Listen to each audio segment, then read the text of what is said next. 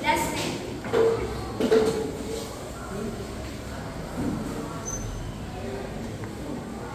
Mga kaibigan, magandang araw po sa ating lahat. Ako ay narito upang ibahagi sa inyo ang aking saloobin tungkol sa isang bagay na nauuso ngayon sa ating lipunan, ang tinatawag na unlabeled relationship. Naranasan niyo na ba ang mahalin pero hindi pinanindigan? Minahal pero iniwan? O marahil ginusto ka pero hindi pinursue? Sa mundong puno ng kakaibang takbo ng puso at damdamin, napakahirap intindihin ang ganitong uri ng relasyon.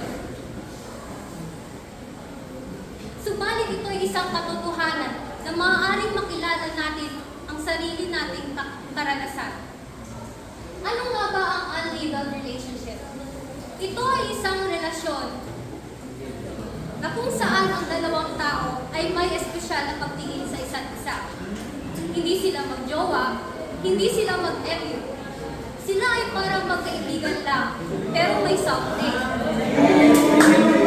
Sila ay parang magkasintahan, pero walang commitment.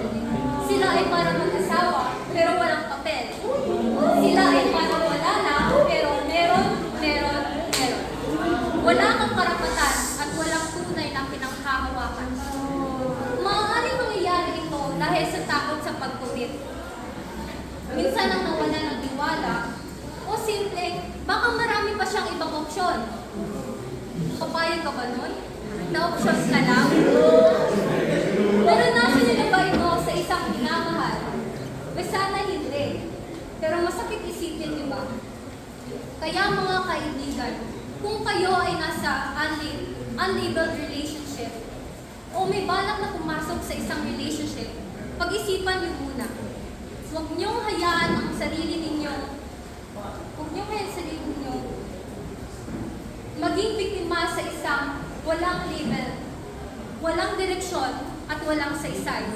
Huwag niyong sayangin ang inyong oras, pagmamahal at buhay sa isang tao hindi kayo kayang panindigan o ipagmalaki sa mundo.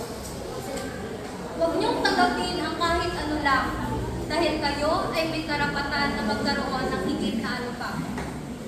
Sana ay maging masaya kayo sa inyong mga relasyon, may label man o wala. Sana ay maging matatag kayo sa lahat ng pagsubok na darating sa inyong buhay. Sana ay maging mas matalino kayo sa pagpili ng minamahal o mamahalin pa lamang. At higit sa lahat, ay sana mas mahalin ninyo ang inyong sarili. Ang pagmamahal sa sarili ay hindi lamang nagbubunga ng kasiyahan, kundi nagiging pundasyon din ng ating kakayahan na magbigay ng pagmamahal sa iba. Ito ang pinakamagandang regalo natin na maaaring ibigay sa ating sarili at sa iba. Hanggang sa muli, maraming salamat po sa pakikinig at mabuhay po tayong lahat.